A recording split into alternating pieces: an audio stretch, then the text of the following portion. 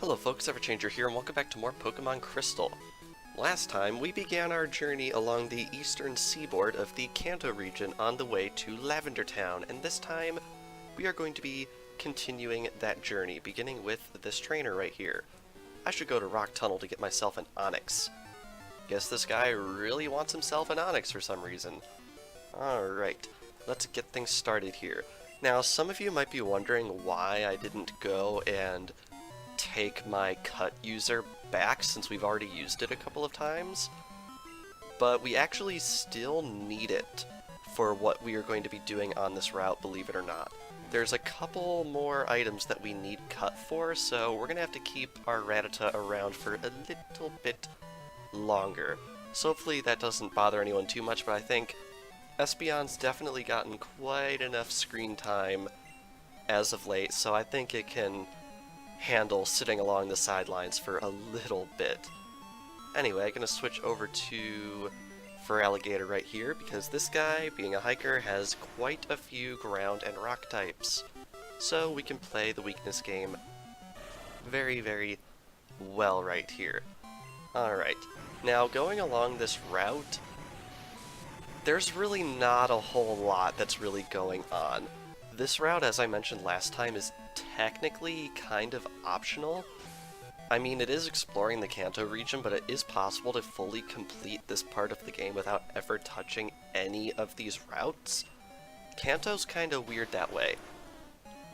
To an extent, you're basically allowed to choose how much or how little you want to do in the region, which is really interesting in a way, but at the same time, since any given route could be just completely skipped over by a player, there's really not anything of note on pretty much any of them. Alright, next up we have a Golem right here, which I guess is kind of interesting because it is one of those trade evolution Pokemon. Kinda interesting. This is a Pokemon that just evolves via trading without any additional requirements, and I thought they were done introducing those, but then Black and White, I think it was, came along and introduced a couple new Pokemon that don't have any additional requirements for trading, which I actually found kind of interesting. Surprised I didn't do that sooner. I lost. This guy is a champion at stating the obvious. Now, like most other routes in the Kanto region, this one has been shortened pretty drastically, but it's still got the flavor of the original route. As you can see, it is, for some strange reason, this big random fence maze. Oh, I like this guy. Bow down before my regal Pokemon. This guy is fun, because all of his Pokemon share a bit of a trend. Pokefan Alex is opening up with a Nidoking. Yeah, sound familiar? Yes. This guy has all Pokemon that have the word king in their name, which is really, really funny. I don't know what inspired the developers to go this route specifically when it came to creating this guy's team, but I think it's pretty funny. Now, he has a different Pokemon in the remake that he doesn't have here. In the remake, he has a Magikarp, and the reason for that is because of Magikarp's Japanese name. Magikarp's Japanese name is Koi King. So there you go. The pattern does indeed hold up, although not quite as well in the English version, so I think this is probably my preferred team for this guy, just because all of his Pokemon have King in their name, such as Slowking right here. I believe this is the only time you actually get to see a Slowking in the entire game outside of the Battle Tower, which is pretty interesting. So I hope you guys enjoyed it while it's lasted, because now it's gone. Anywho, last up we have SEAKING. I believe this is the Pokemon that gets replaced by Magikarp in the remake. I'm pretty sure he still has his, Slowking. But yeah, taking it down pretty easily because we do outlevel it by freaking 20, because this game is so terrified at throwing level 40 opponents at us. And there we go, Electabuzz makes it to level 50. How dare you mock royalty? Oh, I love this guy. Now, is there anything on the other side of him? I think there is, and unfortunately the way that guy is programmed, he can actually move to stand in your way, which is a little annoying. Okay, there is nothing over here, so it looks like I wasted a little bit of time, but that's okay. I feel like basically the opus of Pokemon, or not the opus, the slogan, I don't know. Pokemon is all about wasting time when it comes right down to it. Alright, next up. Nihihi, would you like to battle my Pikachu gang? Oh, this guy. This guy is equally interesting. You see what we're gotten going on here? He's got a lot of Pikachu. Don't ask me why, but this guy really, really likes his Pikachu. So I guess we're just gonna have to, wow, that HP bar scrolled fast. We're just gonna have to take them all down. Yeah, level 23 Pikachu. What? Like, we're at the point in the game where level 23 Pikachu's is basically, this guy's basically the Kanto equivalent of the 6 Magikarp guy. No challenge whatsoever. It's basically just reversal over and over and over again until all of his Pikachu are down. Now, I'm not sure if I mentioned exactly what reversal does earlier, but in case anyone needs a bit of a refresher, basically reversal is a fighting type move that will deal more damage the less HP Heracross has. Which means I guess it could pair pretty well with takedown, because if you use takedown and recoil yourself, each recoil will actually make reversal a little stronger, which is pretty neat. Probably not the best strategy out there, but I mean, it works for what it does. I mean, this is only the single player. We don't have to get too crazy with the strategy.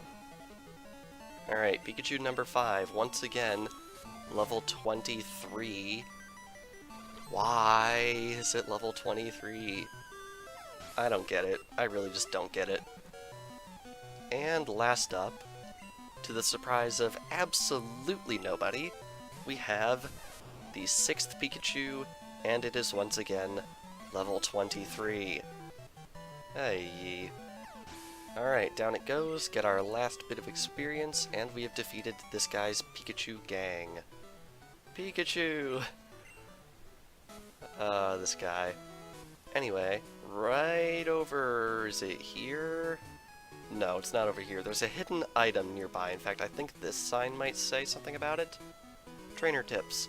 Look, right there, at the left side of the post. Yep, if we go right over here, I believe. Yep, there's a hidden calcium. I believe all generations have this little joke right here. And that is actually the only item on this entire route. So, yeah, keep that in mind, because it's the only item that you're going to be finding in this area. Now, I could swear there was an additional trainer that we're missing. Are we over here? Just cut right through here. Here's another patch of grass. You can find Chansey in here. But alas, it is not to be.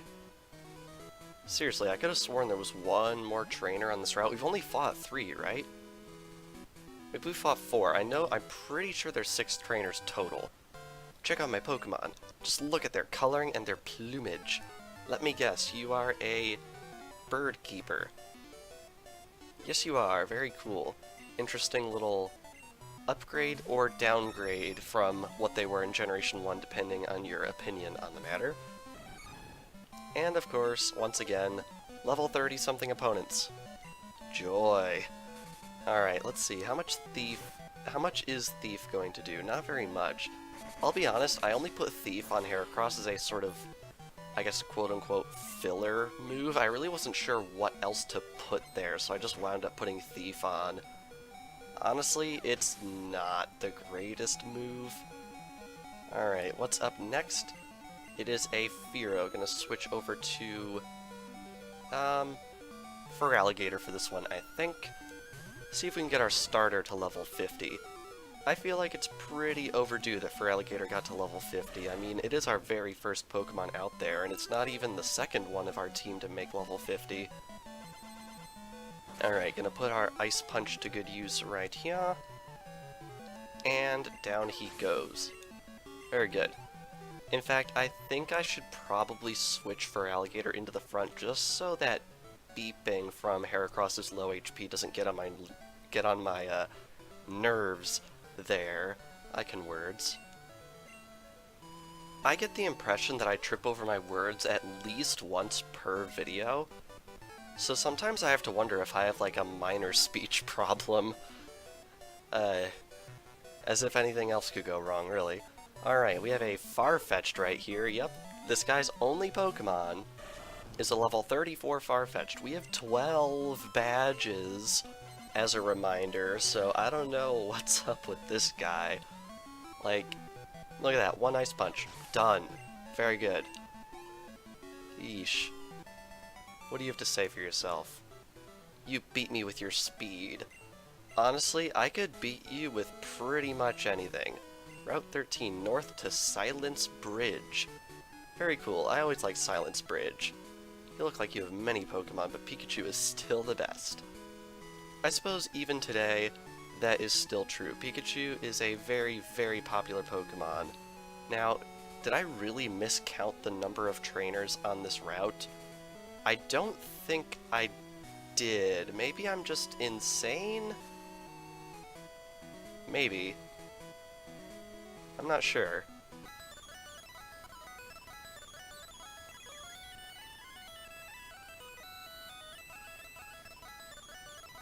Maybe I'm just crazy. I don't know, but I only count 5. So, I guess we're just moving on to Route 12. Very cool. Now, this place is kinda interesting because I believe this is the only time in the entire series where this happens, where you have to use Cut while surfing to make landfall over here to grab this nugget. Very good. Grab that, and with that we can surf back on over this way. Such a random little spot. I don't know what's up with that. And then right here, we have another tree that we can cut. Cut that down, and we have calcium. Very nice. So I believe that's the second calcium we found in this episode, which is pretty nice. And we have, I assume, a fisherman. What's most important in our everyday lives? Playing Pokemon? That's probably what I would tell him. Yep, it is indeed a fisherman. Fisher Barney. I feel like they're probably starting to run a little low on their naming ideas here. Oh well, when you have to populate 2 whole regions with trainers, you're going to be a bit pressed for names. Speaking of trainer names, can someone please enlighten me on where on earth they got the ideas for all the weird, wacky names in Pokemon Colosseum and Gale of Darkness? Like, anyone who's played those games would know. All of the trainer names in that little mini-series, they're just so weird. I don't know what's up with it. They're all just really out there. They're not any names I've ever heard in real life, that's for sure. Alright. Level 30 Gyarados again right here, and honestly, I can kind of forgive this guy for being only level 30 because it is Gyarados. Gyarados is a Pokemon you sort of learn to fear.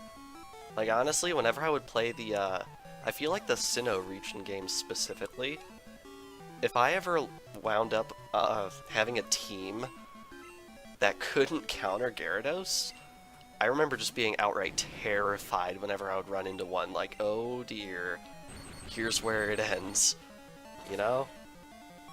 I can't be the only one that thinks that, but anyway, having a Pokemon that counters Gyarados like my Electabuzz right here is definitely very, very nice. The answer is coming up next. Oh, okay, so you're just like a walking infomercial. I think electricity is the most important things in our daily lives. If it weren't, people wouldn't have made such a fuss when the power plant went out of commission. Kinda wise, actually. Anyway, here is probably the only thing on this entire set of routes that is actually worth going out of your way for. Inside this house, and we speak to this guy, I'm the fishing guru's younger brother. I can see that you like fishing. There's no doubt in my mind at all.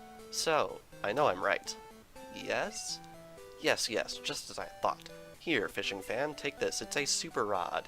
And we freakingly have the super rod, which allows you to catch level 40 Pokemon in most of the areas in which you can use it. Very cool. Try your hand at fishing wherever there is water. Remember, you can catch different Pokemon using different rods. He says that, but there are no outright new Pokemon that we can obtain using this fishing rod. However, you are now able to fish up QWILFISH on Route 30 without it needing to be a swarm, and I believe you can also fish up QWILFISH using the Super Rod on these routes as well, which is really cool. Route 12, north to Lavender Town. I think before we do anything, we're going to clean up the rest of Route 12 right here. I feel so content fishing while listening to some tunes on my radio. Honestly, I feel like most activities are better when you can listen to music while doing them. Alright, we have Fisher Steven, and Magikarp, of course. But yeah, like when I'm driving, I always prefer to drive long distances while listening to music. Like, I don't know, it just makes the time pass faster. It's a bit of like, it's more entertaining than just the dull roar of the engine, you know? I always wanted to listen to music while mowing the lawn, but I figured I would have to turn that music up so loud to hear it over the lawnmower engine it would probably damage my hearing. So believe it or not, I would actually hum tunes that I'd memorized to myself while mowing the lawn. Does anyone else do that? Or am I just crazy? Maybe I'm just crazy. It wouldn't be the first time. I feel like half the episodes in this series I've asked if I'm crazy or not. Anyway, here's a QWILFISH right here just as a casual reminder as to what it looks like, and wow, it actually survived that. That's respectable and impressive. I was not expecting QWILFISH to survive, well, anything. But there we go. And last up we have Tentacruel.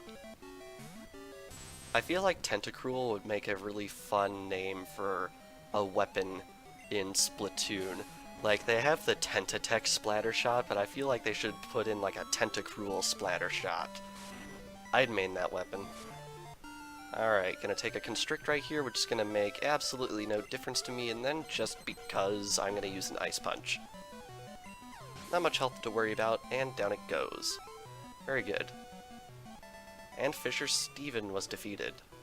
My stupid radio distracted me. I guess that is one thing. Listening to music can be a distraction, so you gotta balance these things. Patience is the key to both fishing and Pokemon. Yeah, I feel like when it comes down to the nitty-gritty of Pokemon, it requires a lot of patience. Like, if you're breeding a Pokemon for specific moves and specific stats, that can take a long time. I mean, I don't do it as much as some other people do, but ask some of the, like, big competitive players in the community, and they'll probably say that they've spent so much time breeding for Pokemon. Anyway, Feraligatr finally gets the beautiful level 50, which is really, really nice. Definitely long overdue on that one. And down goes the other Remoraid. Very cool. Now, I want you guys to remember how long these routes took back in the Yellow Let's Play. I think these routes took like 4 or maybe even 5 episodes. But believe it or not, this guy right here is the last trainer on these routes. Yeah. If you needed any more evidence that Kanto has physically shrunk, this is it. Like, Kanto is very, very tiny in Generation 2 when you compare it to all the other generations it appears in. Like, even in Generation 4, Kanto is about the same size as it was in Fire Red and Leaf Green, but here, it's just really, really tiny because they could not fit the darned region on the cartridge in its full size. Just a really fascinating little point of trivia. In fact, I believe I read somewhere that Kanto originally wasn't planned to be in this game at all because they weren't sure if they could get it to fit. But through some technical wizardry, I guess they managed to pull it off, because here we are today with Kanto in the game, which is really, really nice. And I'm really glad they managed to make it fit back then, because if they hadn't made it fit back then, the region probably wouldn't have been in the remake either, so really nice to have our Kanto representation right here. I feel like Kanto makes like 1/2 of the whole that is Gold and Silver. It's part of its identity. Fishing spot. However, we're not interested in fishing. Instead, if we surf over here, there is... aha! An elixir hidden on this platform. Definitely worth grabbing. And with that, believe it or not, we are completely done with these routes. However, there was a bit of a junction back here that I would like to address before we make progress towards the next town. If we go right on over this way, we enter Route 11, and for some reason there is actually no gatehouse right here, which is really interesting. But yeah, I think we are going to be saving this route for next time. So, this past episode of Pokemon Crystal, we explored the remainder of the pathway to Lavender Town. However, we're not going to be exploring Lavender Town quite yet, because next time on Pokemon Crystal, we're going to be making a quick little detour onto Route 11 right here and exploring that before finally checking out Lavender Town. Remember how I said I trip over my words once per video? Make it twice. So without further ado, thank you all for watching, and I will see you guys next time.